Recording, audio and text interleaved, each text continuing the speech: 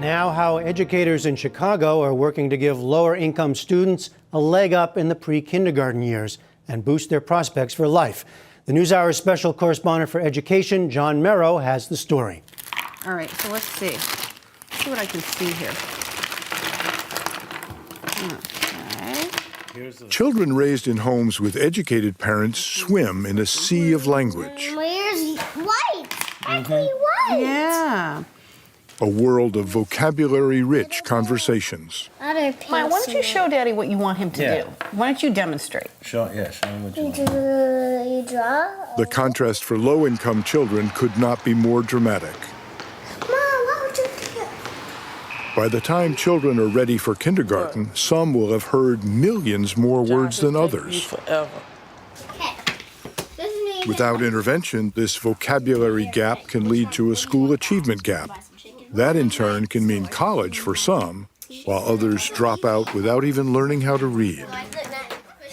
The cost of school failure is enormous. It's prisons, it's unemployment, it's dissatisfaction in neighborhoods and communities. All of that is going to cost you and your kids money. A lot of money. It costs about $30,000 a year to keep someone behind bars. Over 2/3 of inmates never finish high school. Ready to pour me some water? This program in Chicago helps children before they have a chance to fall behind. Can you fill my cup up? I need some water. We spend about $18,000 to $20,000 per child per year. That seems like a lot of money, but when you do the return on investment, we believe it actually pays off. With a per-pupil price tag that is 2/3 of what it costs to house a prisoner, Diana Rauner's program, Educare, provides high-quality child care and preschool for at-risk children up to age 5. Good morning. Infants are accepted as young as 6 weeks. Shake it, shake it, shake it up. Shake it, shake it, shake it up. The most important time for us to intervene is really in the first 1,000 days of life, the time when the brain is developing so quickly and when interactions with adults matter so much to children's developing sense of who they are and their language development. Educare is open 11 hours a day, 5 days a week, all year round. Children get good food, regular exercise, and those with special needs receive additional supports in small groups. Would you like me to put the sand in your hand? Can you say hand? Okay. Our teachers all have bachelor's degrees and they have infant toddler certification. You like the way it feels? They've worked very, very hard to learn how to appropriately develop language and social emotional skills. You finished? So are you ready to put your beans aside? The program seems to be working. A study that measured literacy skills and emotional development found that students who attended Educare for 5 years enter kindergarten as ready as their middle-class peers. The only way we're going to systemically break that achievement gap, close that achievement gap, is by investing in early education. Chicago has about 90,000 children under the age of 5 that need a program like Educare. Wake up now. Wake up now. Educare has room for just 149 children. Just like when you go to nap in nap time. Think about that. That's not even 0.2%. What about the other 99.8% of needy children? What is Chicago doing, if anything, to close their vocabulary gap? Let's see who we're missing today. 1, 2, 3, 4, 5, 6. Every child whose parent wants him to be in preschool and cannot afford to send them to a private school ought to have an opportunity to go to a public preschool. Zebra, what do you hear? That's the goal, but money for preschool is tight. What we're trying to do is to find a model that will provide sufficient support for most of the children who need it. Chicago's largest preschool program costs about $4,000 per student, significantly less than Educare. What number is that? But it's closed in the summer, is just for 3- and 4-year-olds, and lasts only 2.5 hours a day, not 11.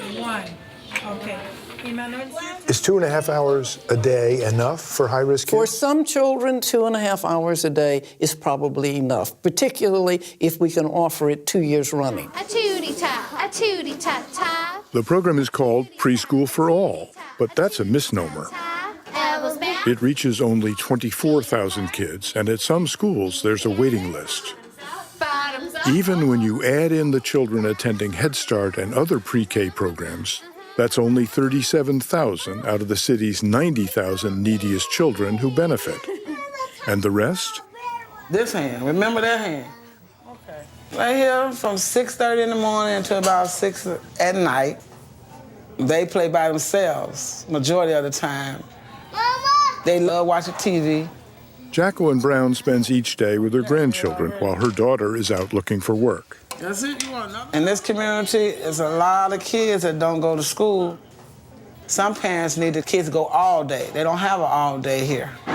So they just only go part-time in the morning times from 8 to 10:30.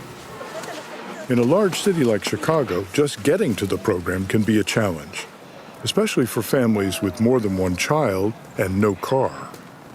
See, some people feel that it's a waste of time. They don't have to go pick them up in an hour and a half, so they feel it's not worth it. I don't think we understood how much of a barrier deep, deep poverty is in terms of engaging families and creating opportunities for children. Maria Whelan's organization helps low-income families find childcare and educational programs for their children. It's a struggle.